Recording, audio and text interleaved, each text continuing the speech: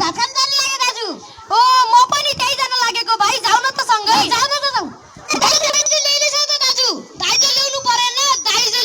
दाइजो दिनु पर्यो हात गोडा धोइदिनु पर्यो त भात मासु रप्काउन आउला के छ र दाइजो मैले त दाइजो अहिले के ल्याइदिनु दाजु के छोड दाइजो दाजु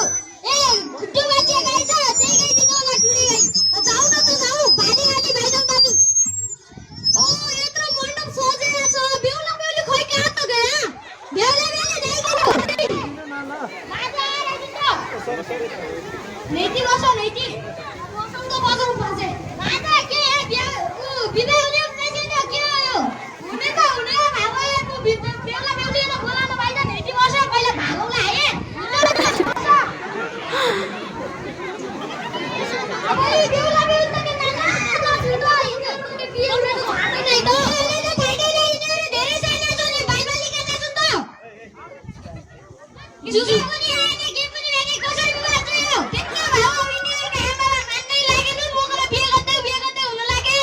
बेलिँदैन किनका घरमा बसिया छौ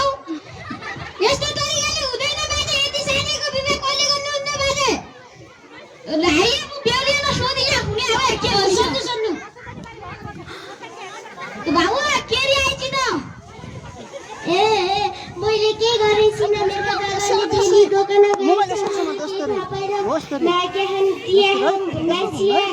ड्रग्स खाइकन अरु केही थाहा पाइदिन म बिहे गर्दैन तँ बेगन नै कि हैन म गर्दैन म पढ्ने ठुलो हुने जागिर खाने त मात्रै बिहे गर्ने 20-30 वर्ष भएपछि मात्रै बिहे गर्ने देख्यो के कस्ता कुराहरु देऊ हुने कि हुँदैन मैले कान उल्टा फर्के आउँथे हुन सक्दैन तँ के भन्दै त कसले के नल्याइसकेन म थाहै नै खानु बाँकी हो दे लोभा दे राति देखेर लगाए कस्तो त लोभो होइन कि म थाहै नै कसले मेरो गोली के होला तेरो बुवा बिहे गर्दैन कि तँ बिहे गर्दैन गर्नु त पर्दैन तर मेरो बुवाले निर्देशन मुरु गोद्ने गर्दैन अनि 20 उमेर पुग्यो भने मात्र पछाडि बिहे गर्ने तँ बिहे गर्ने कि गर्दैन म गर्ने त गर्ने फेरि आजकल गर्दैन फेरि मेरो उमेर पुग्नुपर्छ मात्र बिहे गर्ने ए राप्रा कुरा गर्दै रहेछ गुड